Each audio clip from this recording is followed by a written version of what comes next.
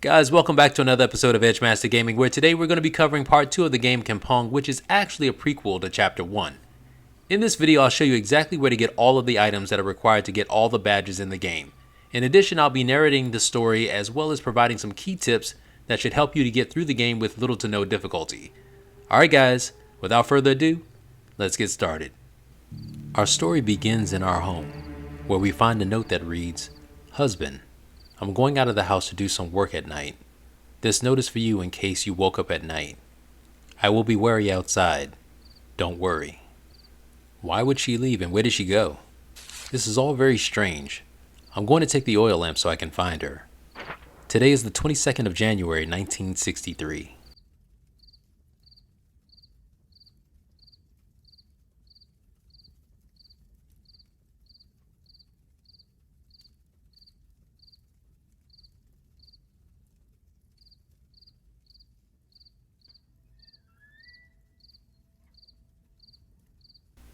Entering the bedroom, I see a picture of me and my wife. "Putri, I'm going to find you soon."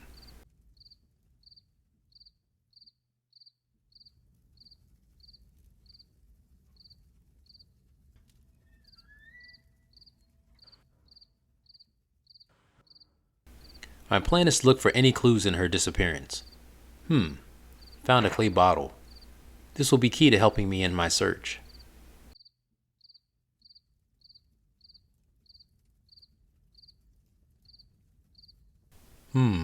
It may be possible that she stopped here. I seek refuge from Allah, from the accursed shaitan. One tip here is that anytime that you see this oil container, it's best to refill whenever you can, as it never runs out. Wow, what's this, a wandering jinn? I wonder where he's going. Let's follow him.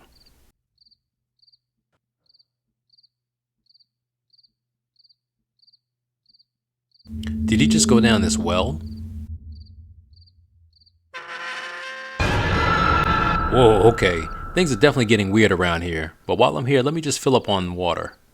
Quick tip, if you hit the R key as in Romeo, you'll be able to recite over your water.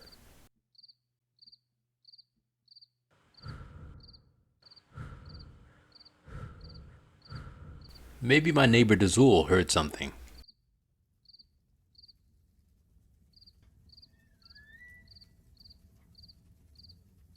Assalamualaikum abang, aku nak tanya sesuatu penting. Waalaikumsalam. Baru tadi saya sembahyang. Ada apa? Aku kat sini nak tanya kalau abang telah nampak puteri. Saya tak nampak dia, tapi saya terdengar bunyi tapak kaki di sebelah hutan. Tapi mengapa puteri seberang hutan berhantu? Manalah saya tahu. Tanyalah Pakcik Hamza ke apa.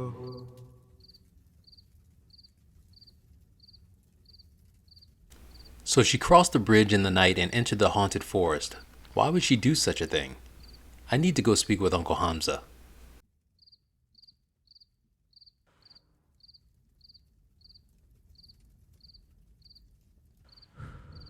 Uncle Hamza's place is near the end of this path. Hopefully he'll be able to shed more light onto this situation.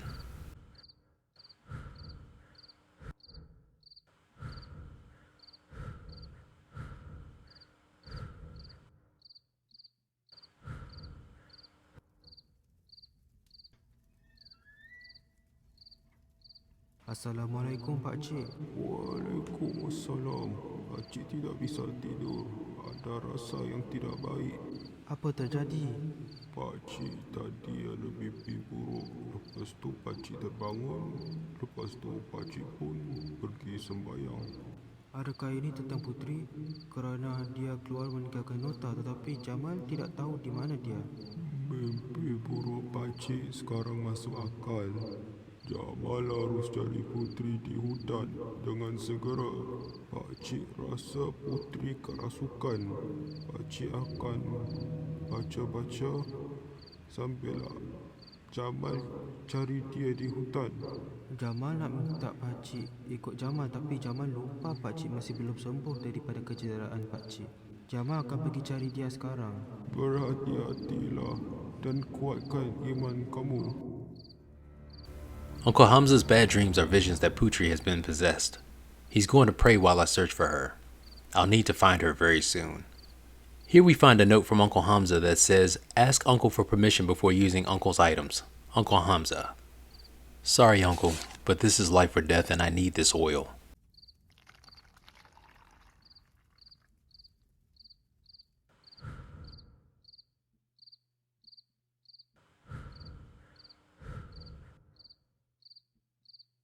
And one other thing that I need to do before I leave is pay my respects at my parents' grave.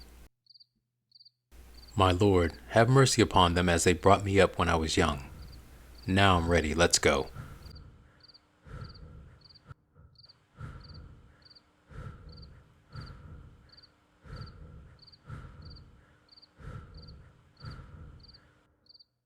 Crossing the bridge, I then get a very eerie feeling that something is definitely not right.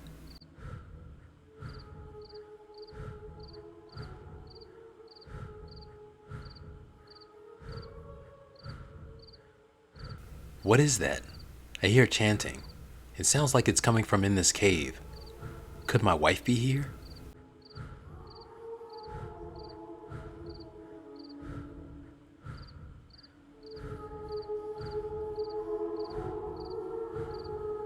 Who is that? Could she know where my wife is? Alright guys, just a quick word of caution. When entering this mine, a jinn will appear instantly out of thin air and will kill you if you get too close. As soon as it appears, just turn around and run toward the cave and recite your verses. If you don't, the jinn will follow you almost indefinitely. You guys will see what I mean in a sec.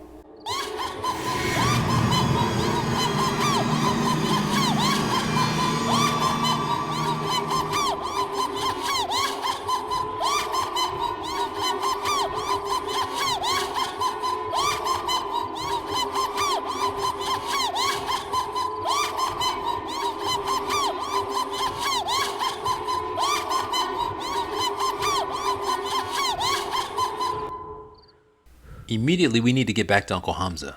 This is getting really scary. Who was that witch and why was she summoning the jinn? If anyone knows, Uncle Hamza would. He'll know what to do.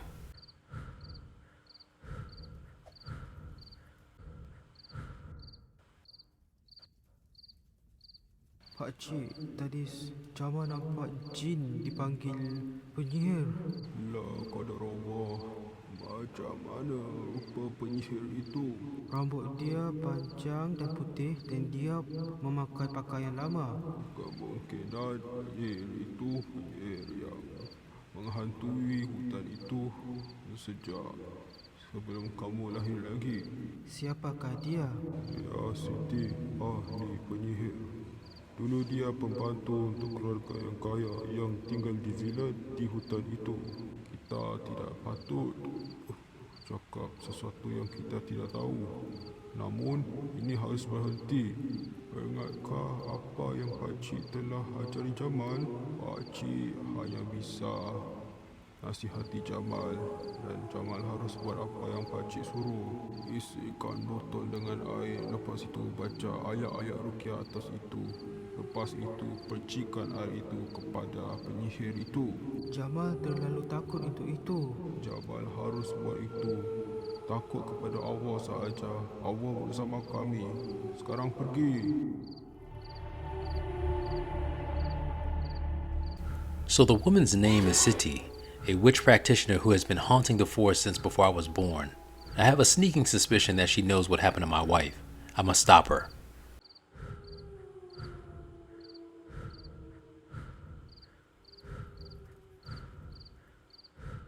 When heading back to the mine, make sure that you keep your distance from the witch.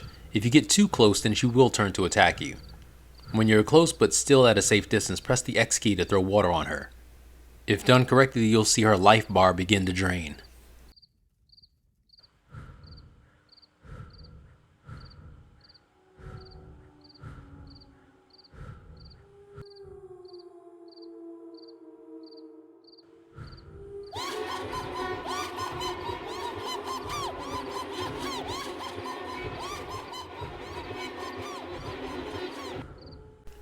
Also, you'll run out of water before being able to fully drain her life points. At this point, you could go back to the well, or you can go to the ravine that's close by. After exiting the cave, we follow the path back towards our village, but when walking by this shack, make a right and go towards the ravine instead.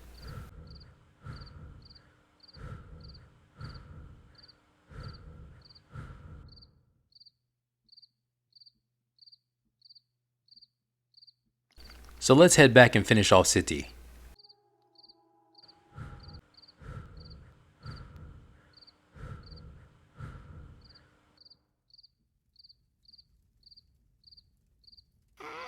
Saja dapat saya sekali. Kami menyembunyikan di hari hutan ini dan kamu harus berdepan bersama keluarga kami. Wah! She does know where my wife is. We'll have to continue looking for her deep in the forest as well as face an army of jinns. After exiting the cave again, I see a light in the distance. Maybe my wife went this way. There's only one way to find out.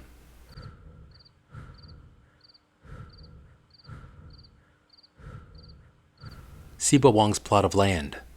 I wonder if this is the land of the rich family that Uncle Hamza was talking about. There has to be a house close by. Maybe Putri is there.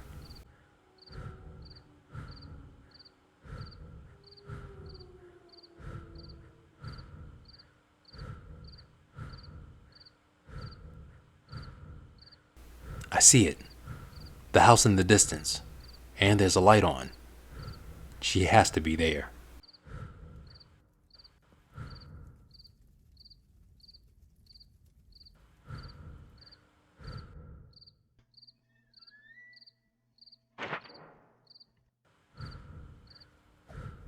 There's something evil here. I can feel it.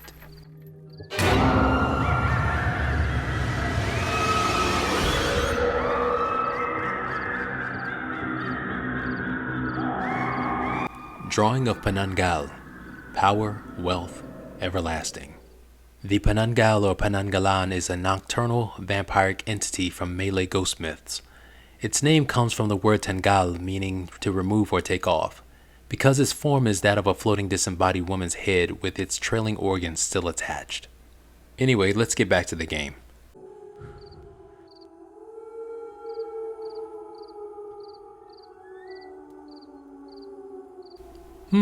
A ritual note. I'm unable to read what it says. Another ritual note. Easy wealth comes with danger like sickness that brings death. I regret what I did. I'm not who I am anymore. I don't remember what I did. Whoever reads this, please help me. Another ritual note? But it's blank. So this is where Sati stayed. It seems that she traded her soul for wealth and did regret it. But sadly it's too late. Found the shack key. What's in here? Another note. Grandmother, grandfather, I call upon you. This blood will be your clairvoyance. I await you in the cave. I have gotten what you wanted. Give me power, wealth, and immortality. Summon Penanggal note. Shower corpses with vinegar and mix it with a lady's blood and invite me. Anyone who has a third eye will see my shape. Open my world to yours. I will eat anything I want and you will get what you want. So that's what the witch was doing. She dug up the graves and sprinkled their corpses with vinegar and used my wife's blood in order to invite Penanggal. What's this? A hidden room? I found her. Di sini rupanya kamu. Jom pergi daripada sini. Tidak banyak masa. At this point, we have to go back the way that we came to Uncle Hamza's house. Make sure that Putri is behind you before leaving the house, as she can sometimes get stuck on objects if you're not paying attention.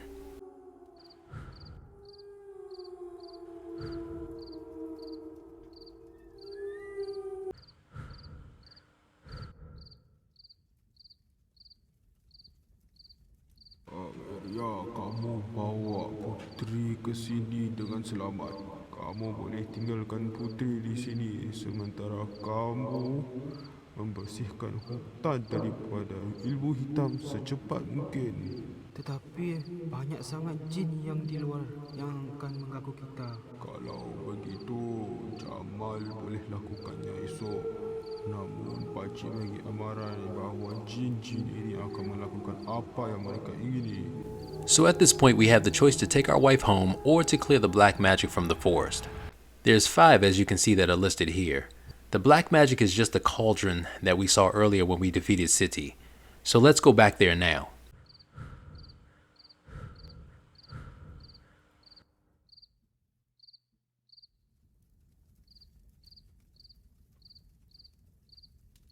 Alright, 1 down, 4 to go.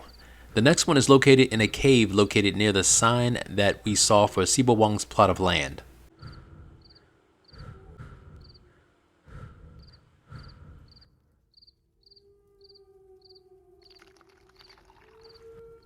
Instead of going toward the house where we found Putri, we're going to take a left and follow the path. One quick thing that I would like to note here is that the jinns are tied to the black magic, so the more cauldrons that are gone, the less the jinns will appear. It's another ritual note. Grandmother, grandfather, I call upon you. One by one they became sacrifices for you. Their soul only for you. I've waited for 20 years. Arise, I followed your orders. Give me eternal life like yours.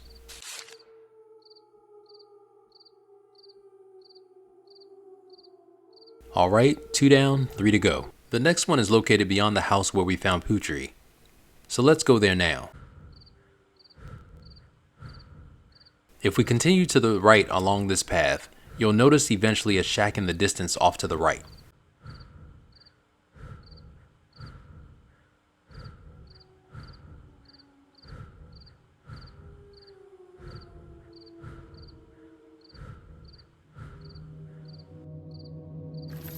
There we find the Penanggal Truth Note, and it reads, their ancestors inherited the knowledge of calling Jinn Penanggal long ago.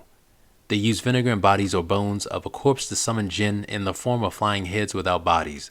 They believe they will be eternal, but it's all just Jinn's trick. So the Jinn sells a false promise of immortality in exchange for being summoned into this world. See, the Jinn, even though they have power, they need to be summoned or invited in order to exist on the physical plane.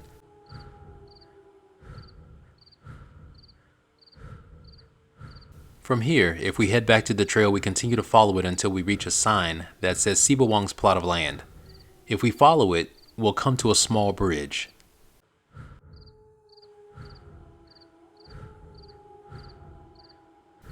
That bridge leads to a home where in it, we find the following note from my wife Putri.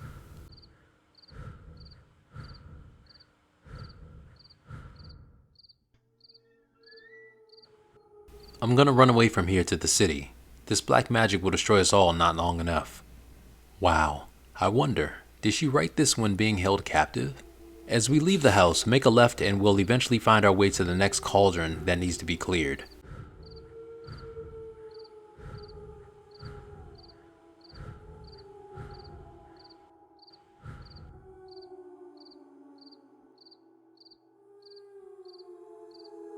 Alright, 3 down, 2 to go. Our 4th cauldron is located back across the short bridge where we found the plot of land sign.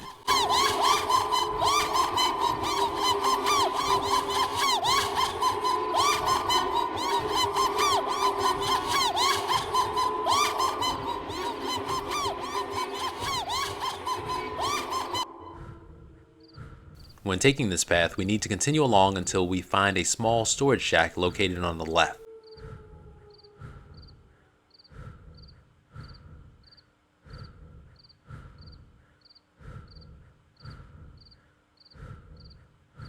This is the entrance to the docks that we'll have to come back to later.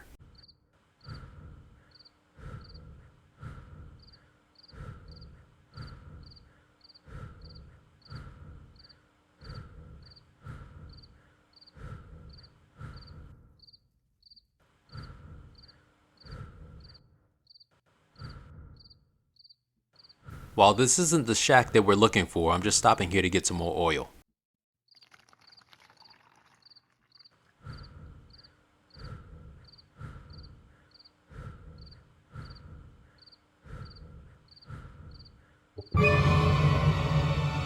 You may remember that Jinn from chapter 1. Here's another note from Putri, and it reads, I miss you so much, mother, father, grandmother, and grandfather. I'll wait for our gathering in the hereafter. I wonder if at this point she was possessed. From here, we'll need to head back to the docks from earlier. Danger, do not cross. Thanks. Thank God I have my trusty plank.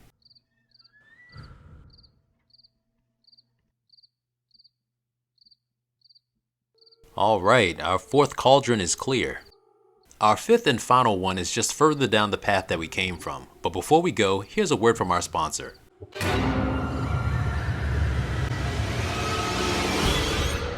Seriously though guys, if you're liking the content so far, please hit that like and subscribe button below. Thank you.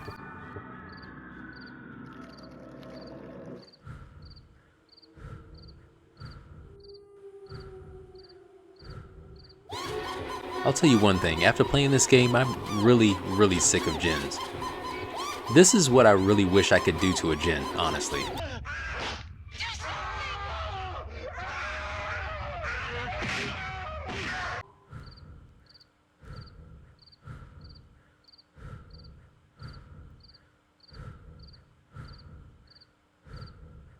As we take the road to the final cauldron, there's a nice jump scare when examining the sign for the route to the city. While we can't go that way, I'm sure that's where Putri was planning to run off to.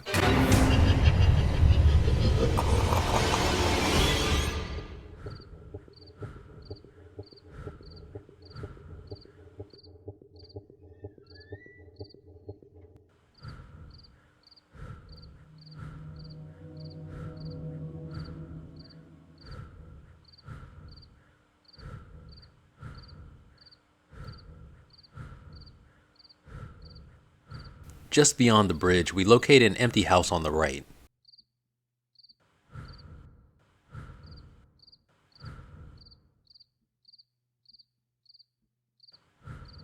If we check the rear of the home, right next to the outhouse by the chicken coop, we find the storeroom key.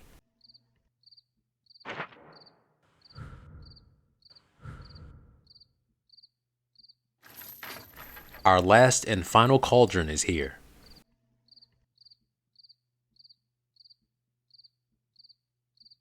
So from this point we cleared all the black magic, which means we have no more jinns to worry about. On top of that, we still have a few more notes to get if we want to get all the badges.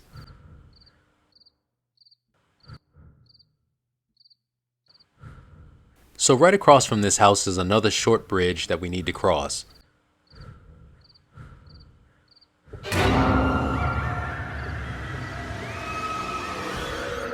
That's the woman from the water. Yep, just hanging out in a tree. As we continue on, we come to a house on the left. On the porch we find Latifi's note. And it reads, Latifi, you have to run away from here before they find you. And on the railing there's a mine key. Now from here, if we make a left, we run into the mine.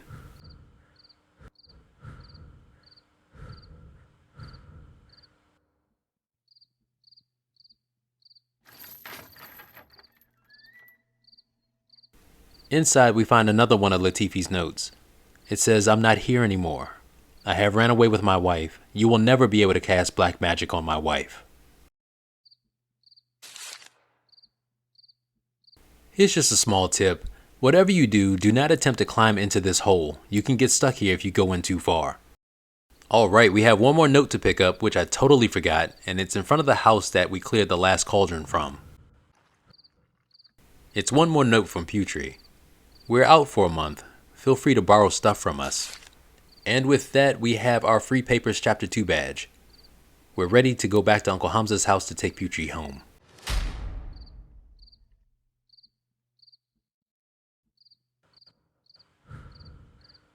So if we exit the house and make a right, we'll end up back in our village.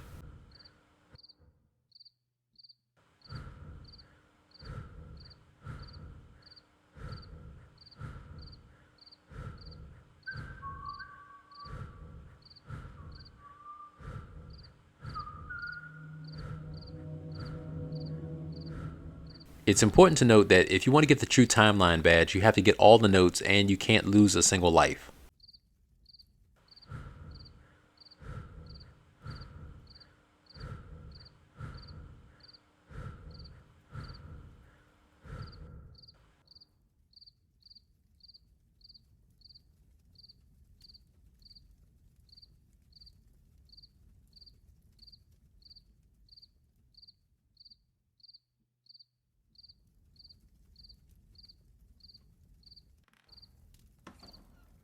So with everything that I just showed you guys, you should have all of the badges with the exception of the Disturbed, Alternate Timeline, and You Met Me badge.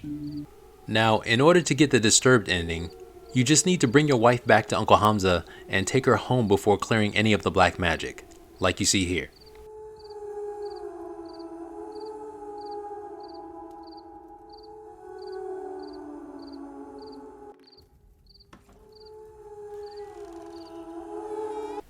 Now, to get the alternate timeline ending, you just need to get into the game and lose all 5 of your lives. I showed this trick before, but just simply get in the game and reset until you no longer have any lives left.